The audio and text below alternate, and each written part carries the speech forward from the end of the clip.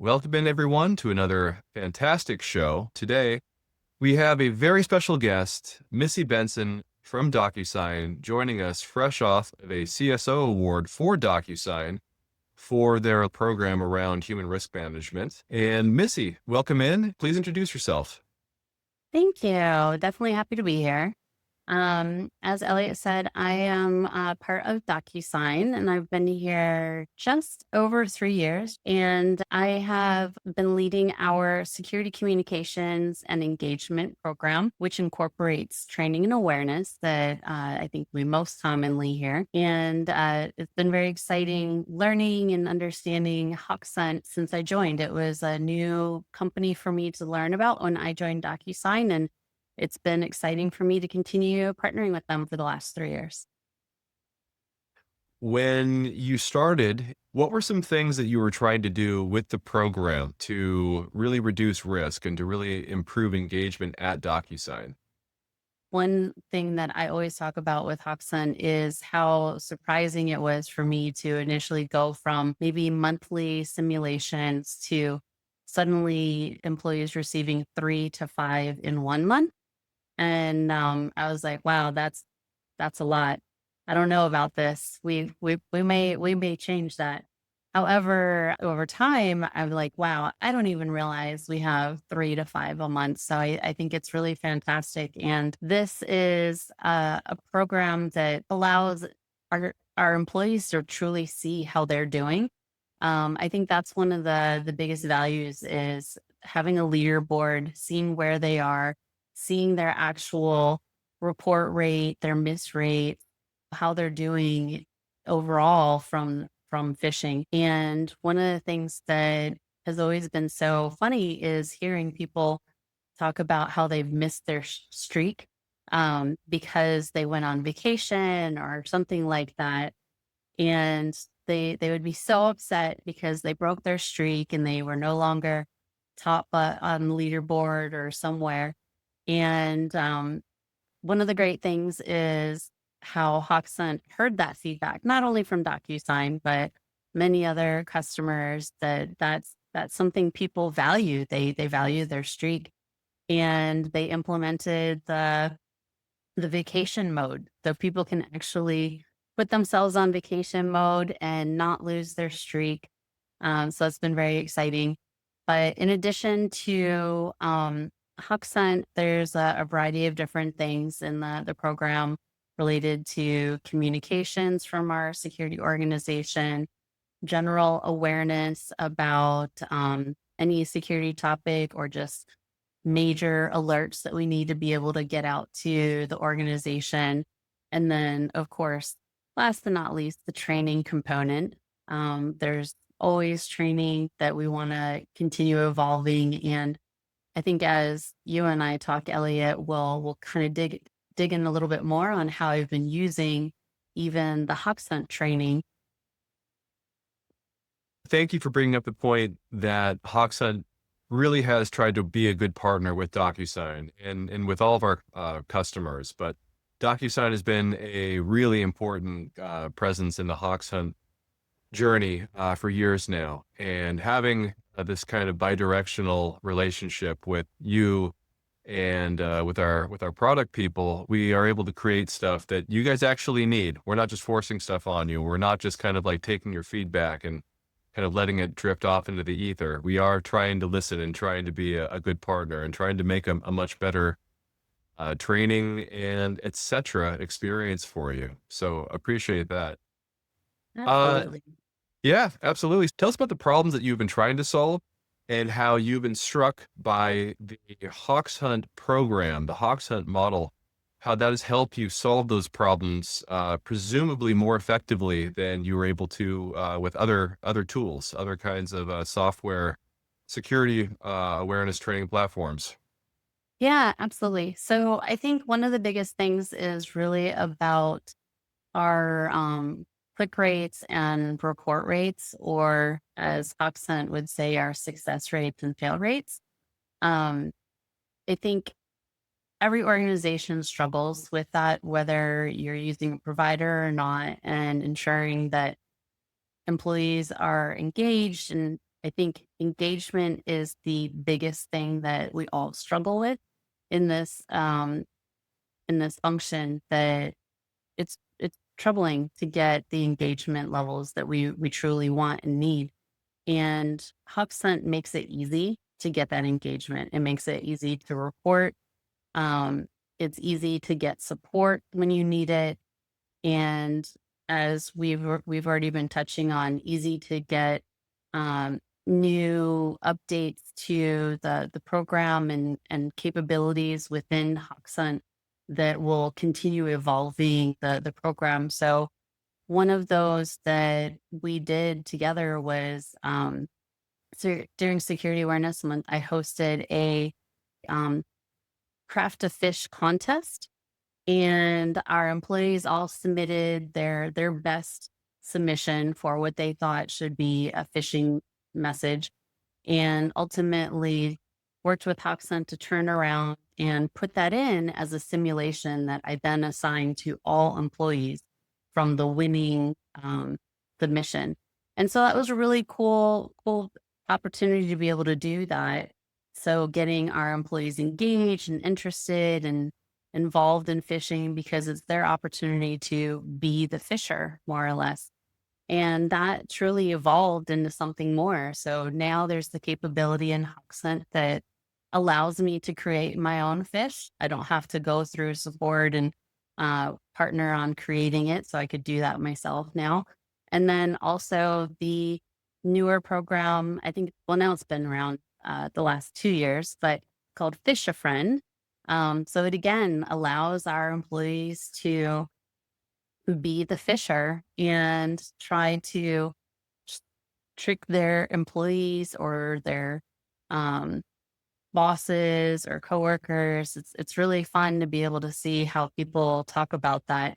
And again, it goes back to that engagement. People are interested, they talk about it. I love being able to see and hear that. And, I typically don't receive negative feedback on the simulations. Every once in a while I get the comments of like, they almost got me, but tricky, tricky. It's always fun to hear the feedback. It's very, very fun and playful to have that type of experience. And um I think that's just one of the main areas that I have been successful in partnering with Hoxton, is getting that level of engagement that I want from employees.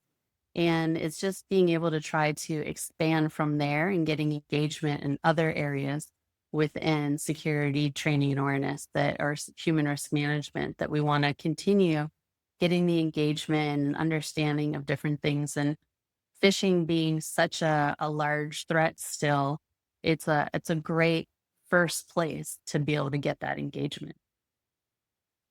Right. Absolutely. And a couple things there that I might want to ask you too for the audience as well. First of all, so that Fish a Friend, what we have come to term that program, uh, that really was at least quite significantly influenced by you and your program, and how well received that was by the employees at Docusign, from what we understand. That has become something we've rolled out to all of our customers, and it's become a very popular thing to do during October Awareness Month. And even though we're still barely getting into the summer here, October Awareness Month is right around the corner, folks. So if you have any recommendations for people on how to use your security awareness training program for a good October Awareness Month campaign, and if that Craft a Fish or Fish a Friend campaign is a good one to use for their October campaign, maybe tell people about what it takes to actually execute a Craft a Fish program. Sure. Yeah.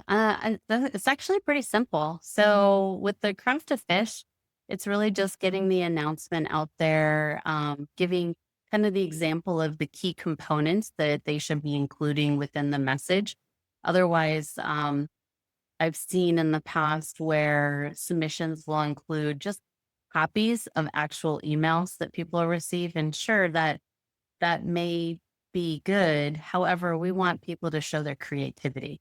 So it's really getting them to be adventurous with it. And now with AI being available, it's a great way for them to truly understand what the bad actors are even doing to create a phishing message.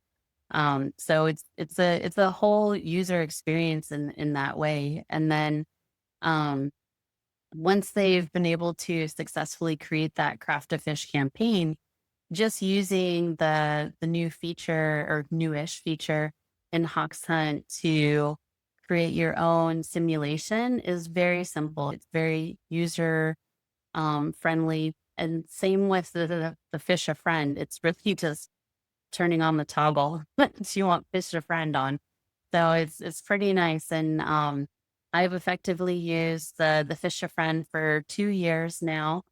And each time people have loved being able to use that. And if you're interested in doing either of these items during Security Awareness Month, a couple other ways to leverage that is by, by gamifying it. And that's something that I typically do each year during October is gamifying the whole experience where I have different events and activities. And depending upon what you attend or complete, you're able to earn points by participating.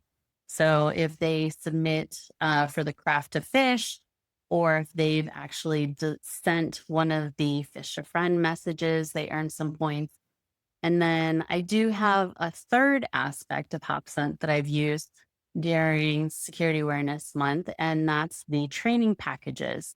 So each week I build a little training package, and these packages are all micro learning, which are super quick and easy for people to complete. So each week of the month, I release a new training package within Hoxhunt, and people can go in and complete those and earn more stars, which are always very exciting for people to get their stars because ultimately, the more stars they earn, there's a potential for a reward at the end of the quarter from me as well. But particularly during October, um, the more training packages they complete, the more points they're earning for that particular month to again potentially win rewards or prizes. So it's definitely a multifunctional tool in getting people engaged during Security Awareness Month to be able to leverage the couple different aspects for phishing as well as the training. It's definitely been a good tool for me to use. I've heard from other security leaders about how important and how effective it is to establish some kind of incentivization system around the security awareness program, the way that you have like that. I didn't actually realize you were taking it that far and in that many different touch points with that, but that's fantastic. Really great to hear. And when you mentioned gamification, I'm wondering what gamification means to you. You mentioned stars, you mentioned leaderboards. Maybe tell the audience who are not so familiar with the idea of game design, behavioral design, and gamification as applied to security awareness training. Maybe describe how you've experienced that, how your users, your fellow employees are experiencing that, and just what it looks like, and what have been what you have seen as the results of gamification for engagement, for results. Yeah, absolutely. So the gamification truly is twofold. So there's the aspect that's visible for all of our employees where they go to their dashboard, they can see where they rank across the company as well as within their own organization. And then being able to see if they happen to miss any of their stars, and the stars are earned by reporting a fish as well as completing the micro learning after reporting. And if they happen to click, there's also the micro learning that comes after that. So these all provide stars and opportunities for individuals. And then if there are any training packages assigned, those are more opportunities for stars. And they love being able to see where they rank against each other. And if they log into their dashboard, there's a nice notification. It says stars you've missed. So it gives you the opportunity to go back in and still earn a couple more stars that you may have missed. But that's something that's great for the employees to see. But for me, I'm able to take it and look at how we are engaged, how many employees are actively in there using Hoxhunt reporting whether it's our simulations or or emails that they truly think are phish. I'm I think we all know a lot of spam that gets reported. However, there are some legitimate ones that get reported. They somehow make it through our some of our other technical controls that it's great to see they're being active and reporting these things. So that's great engagement for me to see. And then I also leverage the reporting of seeing these stars and the report rate. So at the end of each quarter, I download a full report of the engagement from that particular quarter and see who are our top stars earners. So those top 5 people in the company will receive 25, what we call spark points. And I give them 25 points. And then I also take a look at the people that reported 100% accuracy across our simulations. And those, I randomly select 5 more people to get 25 spark points because I think it's really worthwhile incentivizing not only the top earners, but people that are still doing the right thing, reporting the emails and providing the right behaviors that we want to see. Yeah. I mean, it really is cultural transformation by numbers and by behaviors that you're describing here. And absolutely, I think that whether you're a top performer or whether you are someone who is just getting better, I think that Mhm. it helps to be encouraged in some way like that. So I think Absolutely. kudos to you. And there's some other level of the reporting that I do leverage too, where I do share company wide at all of our leadership level to see where they are kind of ranking in terms of their success rates and fail rates. I think it's important for them to truly see at leadership level, but it's visible for all employees to also see how they're doing. And I kind of view that a little bit as a competitive way too, because how are they stacking up against each other? Which organization is the highest at reporting? Which organization is potentially the highest with their click rates? And then they're like, oh no, I don't want to be that. I don't want to be that team. So they want to work on not clicking and increasing their reporting. So I think that's another great way to take advantage of the gamification in a way to have a little bit of a different type of leaderboard, but being able to let everybody see. Yeah, right. And speaking of different types of leaderboards and different types of just results and uses in general, I think it's really interesting the way that you have incorporated Hoxhunt into a larger holistic approach that you use. And maybe you could speak a little bit to Docusign as a brand. So talking about security culture and how important that is to Docusign as a business brand, as a business culture. Yeah, absolutely. I mean, we constantly see DocuSign as I think the second most simulated or spoofed fish. So that's obviously a huge component of our program as well. Um, where we did create a fraud investigations team. Well, we've had a fraud investigations team, and now it's evolved and become a trust and safety team. So it's a whole new program that's gradually evolving and becoming larger just to fight against that fraud for DocuSign. Because it's really important to us as an organization to continue being one of the most trusted organizations.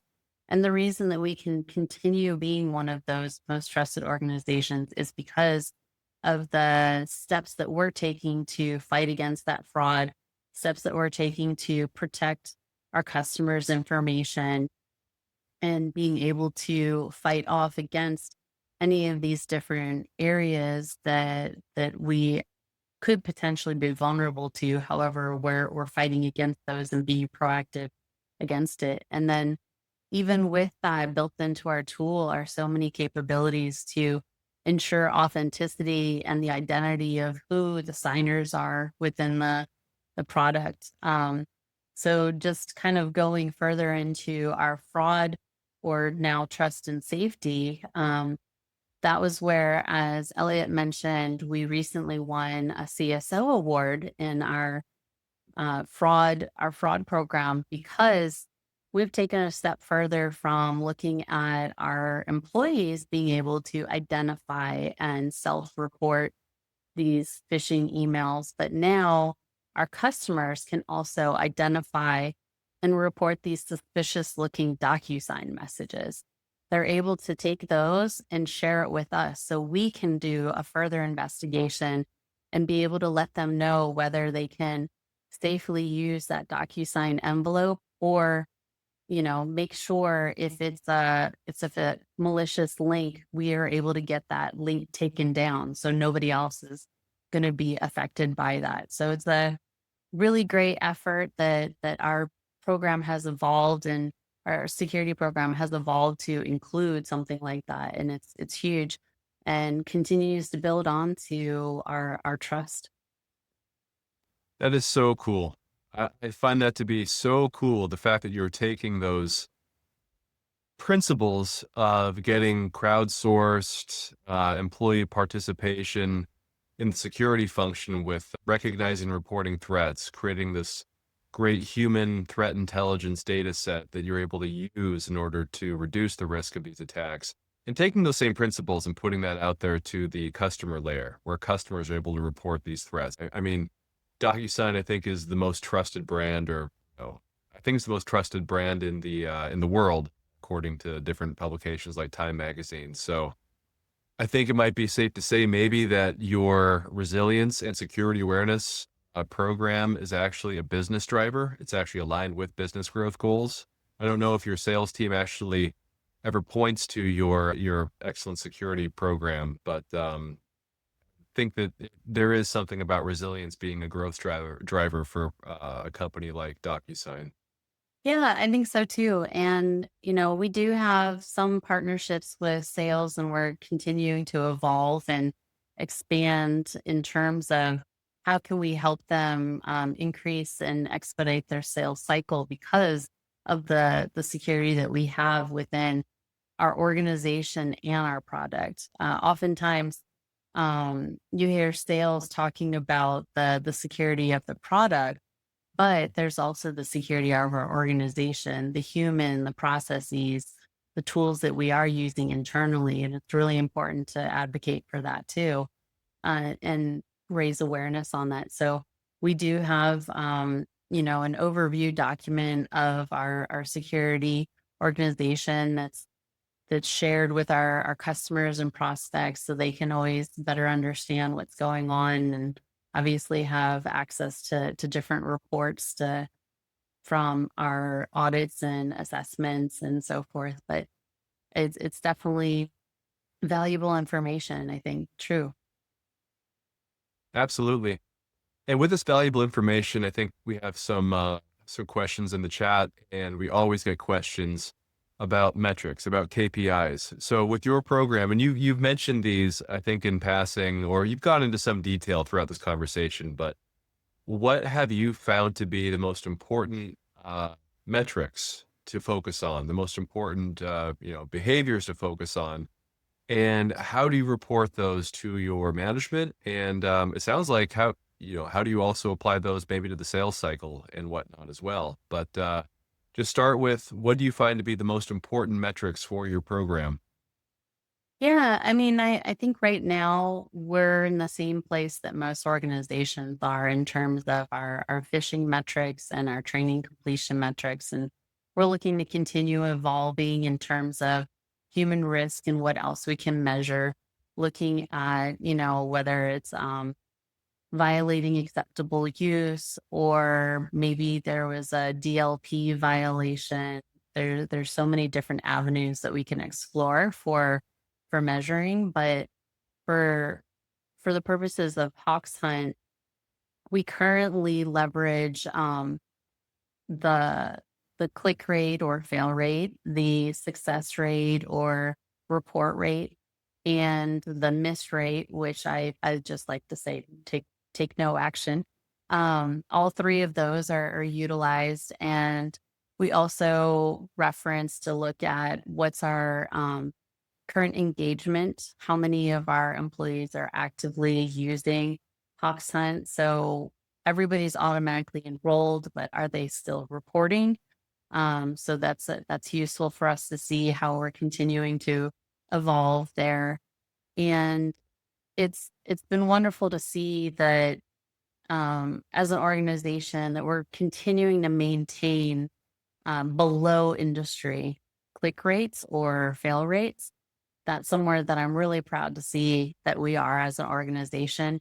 And one of the things that is really fascinating for me is talking to some of my peers in the industry that are using different tools. And we discuss what are the industry rate for the other tools that they're utilizing. And all of those metrics are actually typically higher than what we're seeing with Hoxhunt. So even just utilizing Hoxhunt industry rates from the customers here are below industry rates from other tools.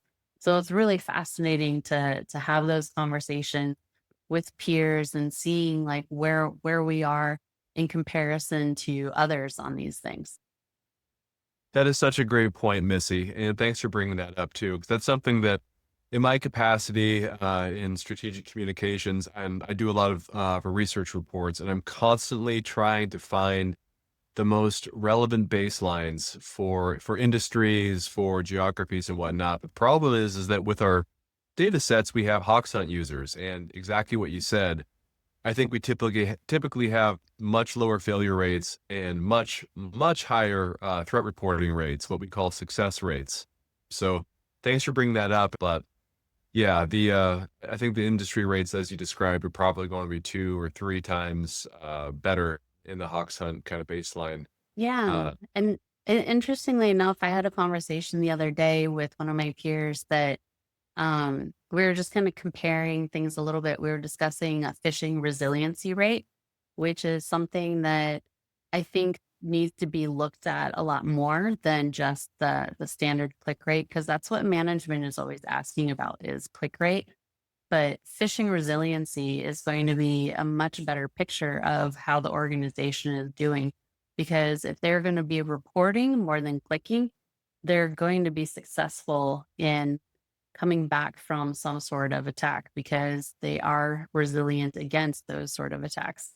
And one of the things that was fascinating was calculating our resiliency rate. And I mean, I can't even remember exactly what it was right now, but um, Really quick, Missy, talking, could you describe what resilience rate oh, is for the yes. audience? Yeah. Yeah, sorry. Phishing resiliency is literally taking your report rate and dividing it by your click rate. And typically, what I'd seen prior to Hoxhunt is as long as you're better than an average of one, it's supposed to be good.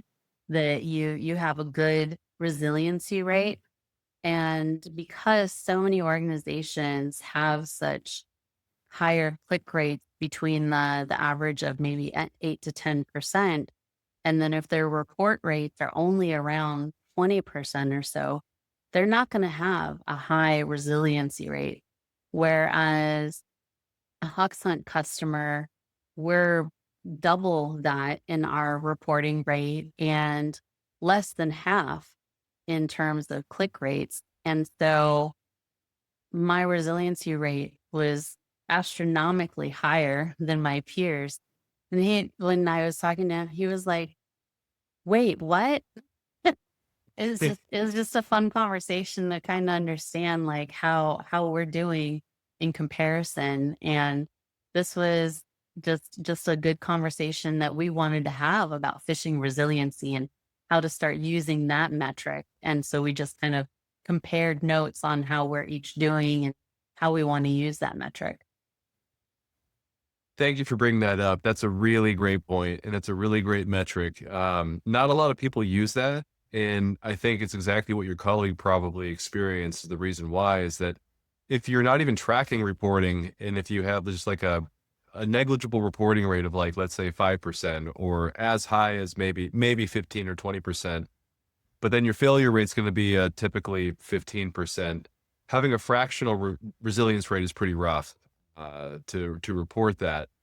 But I Yeah, think that really absolutely. speaks to and that speaks to the power of your program and of behavior change, focusing on that reporting behavior, because there is really no better way of determining whether people are ready for when it actually counts to recognize, report, and not get fooled by an actual attack by having just that really simple but really powerful metric there. What's the behavior reporting? What is their measurement of, let's say, skill or measurement of risk, and that's the failure rate, and dividing those as opposed to just that isolated failure rate obsession that industry typically still has for the most part. People are just looking for failure rates to be lower at all times.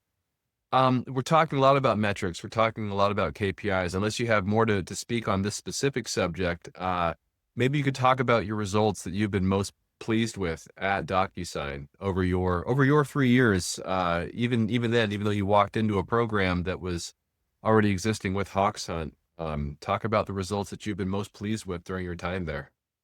Yeah, absolutely. And I mean, it even just ties to what we were just discussing, seeing our click rate or fail rate reducing drastically over time because we've gotten such good engagement and understanding of using Hawksunt, understanding how to identify phishing. And, most recently, one of the things that I did was requested a modification in our simulations where we as an organization have the little tag to say external just in our subject line. And anytime something external comes in, it has that tag. However, our Hoxhunt simulations weren't including that tag previously. So I was expecting to see an increase in our click rates once we added the external tag because people would think that, oh, these are legitimate messages now. Because previously they're like, I knew it was Hoxhunt because it didn't have the external tag, but now it's there and surprisingly, no, it didn't increase. Yeah. We didn't increase in our click rates. It's actually maintained exactly where we should be. So it just shows truly how well our employees are doing in identifying those sort of messages and seeing that external tag didn't have anything to do with their skills. They truly are identifying these and reporting them as they should. What do you think that is? The ability for people to adjust and to not get fooled when they see these changes in the types of messages that are coming in. What do you think's happening there? I think a lot of it is just the education and the increased awareness. And the fact that we've had this program for so long now, even our new employees, when they got onboarded, literally on day one, they learn about Hawksunt. They learn about how to report phishing. And then as part of their onboarding training, our annual security that they receive then, that also includes a whole section about social engineering, making sure they use Hoxhunt. So it's really valuable that they're just getting it ingrained and knowing it's part of their day-to-day process. So it just becomes second nature to be able to report as well as identify those sort of messages. Have you seen this translate to the real world context? I think so. Because I do hear people talk about how they've done something at home or identified things at home or even talking to family members about it. So, a lot of us have parents that are not as tech savvy, that they don't necessarily know what to look for and identify and fall victim to these sort of phishing attacks and or really more plainly social engineering attacks. It's not just phishing, it's the other forms of smishing and vishing that are still rampant. And then we even have, I always find a funny word, the quishing, that if somebody just scans one of those QR codes at random places, when COVID hit, you saw QR codes everywhere for restaurant menus.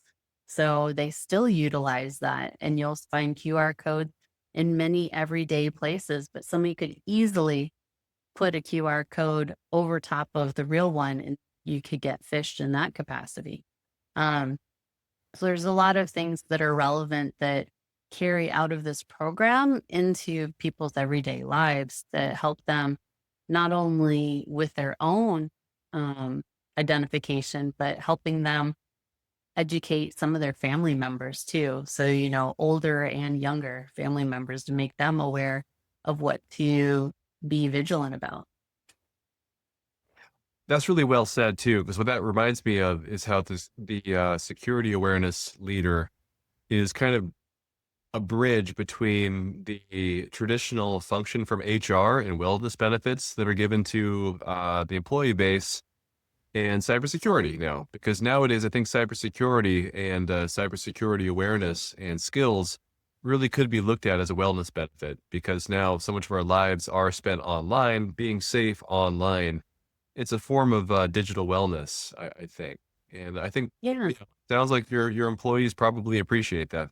That's an interesting perspective to see it that way, but I truly believe that, the biggest thing about being in security awareness is helping people understand how it can help them personally. People are going to truly take it to heart if they can use it in a personal level. So if we can teach them how to lock their door, they're going to lock their door. If we can teach them how to change their router settings, they're going to change their router settings. It's all of the simple things that you can do at home that you can then bring into the workplace. So if you are a hybrid or remote worker and you are doing these sort of things that you would do in a traditional office space, that helps you be more aware of what you're doing at home on your own personal time, your personal computer. So the more personal you can make it, the more people are going to engage and understand. So even one of the things that I've done before is I have a security scavenger hunt where it's completely mobile app based and people can go look for things in their house, but I may have them look for a hairbrush, but I have the question phrased about something related to security. Same thing with like a toothbrush or a penny or these various things that you can find all over your house. But if you can get one little twist of security thrown in there, it just kind of raises the awareness of like, huh, never thought about that before, kind of thing. So it's really, really just being able to bring it to people where they're at and understanding what their knowledge level is. And I think another component of that is conducting focus groups. Mm. Having a focus group with your employees and understanding what they think about security. And one of the things that I had asked in a previous focus group that today still resonates with me is asking what security means to you at home versus security to you at work. And when people think about security at home, they're literally thinking about their physical security. But when they're at work, they're thinking about data security. And both apply whether you're at home or work. And it's just kind of funny that that's the way it tends to lean because when you're at the office, you don't have to worry about somebody getting in typically because there's security guards or security controls in place to get into the office. But at home, you have to put that up. You have to make sure you've got the locks, the security cameras, all of those things you have to do yourself. And then when it comes to the data security at work, oftentimes people still are, mindful of that too. They think everything's covered on their work computer because of all the technical controls that we have. However, they still have to be mindful of what they're doing with their company data. But at home, people aren't nearly as mindful of what they're doing with their personal data where they should be. So going back to what you were saying, Elliot, about, that personal awareness, personal security, and understanding how to protect yourself at home. So it's not just the office. And that's where my hope is to take some of the things they learn at the office and it just becomes part of their life because a lot of security doesn't matter if it's professional or personal. It's just security. Very well said. But you Oh, said something when you're talking about that ability to meet people where they're at. Can you talk to me a little bit about how important it is to meet people where they're at in training and what that looks like in your program? Yeah, absolutely. So that's something that I'm working on a lot more now too, in terms of meeting people where they're at. And that comes back to a little bit of that focus group, understanding their current knowledge, their current way of doing things. And, it's really thinking about people's learning styles too. Everybody has a different learning style. We don't all learn the same way. Some people are audio learners, some are visual learners, and there's even more different styles beyond that. But making sure if it's an awareness campaign, if it's maybe your developers that you're focusing on Slack for a message. But for sales, maybe email is a little better because they're looking at emails a little more often. And just thinking about how people engage and think and interact. And so when it comes to the risky behaviors, what are they doing? What's causing them to do that? So trying to get a little bit behind it and understanding what's causing these sort of behaviors. And that's where those focus groups can come in too. So once you have some of those data sets behind your organization doing certain things, you can take that and then dig in a little deeper and be able to provide a more tailored training. So it's not just a generic high level. So you start to have a persona based training or a risk-based training that you can start to deliver. And that's where I'm moving in my organization right now. So I'm not fully there yet, but that's something that I'm launching and starting to move down that path. That is so cool. Look forward to hearing all about how that goes as it's fully implemented. Has Hoxhunt been able to help you kind of get on the road to that at all with getting people automatically personalized content like that? Yeah, absolutely. I think one of the cool things with Hoxhunt too is that as part of the integration, the data feed that we share and in our fields is being able to identify what organization they're in. So then some of the simulations are tailored to their actual role. So if someone is in sales, they may get something that you can more likely find for sales. Same with HR, same with IT. So it's really cool to be able to have that. And I don't have to actually go in and figure that out myself. It's already done by Hoxhunt. So that's one of the nicest things is the ease of usability for me as the administrator, that there's a lot of functionality that is quick to turn on and in some cases maybe even turn off if I need to. So like the fish a friend, I don't leave that on all year round. I only turn it on in October. So it's definitely great in that respect. I've taken a lot of your time here, but there is one question. It's a big one, so take your time to think about it. But the audience is probably thinking about how they can transition from the type of program that you were using before. Name your big your big three provider. Name your static quarterly type or maybe once monthly type of awareness training. How do you make that transition? What are the things that you think are most important for someone considering making a switch to a security behavior change, culture change model? Yeah, I think there's a lot that could go into that. And if we want to quickly focus on Hoxton as part of that, I think the biggest thing is that buy-in, but feel free to speak to your account rep for Hoxhunt about references. A lot of Hoxhunt customers are open to being references, myself included.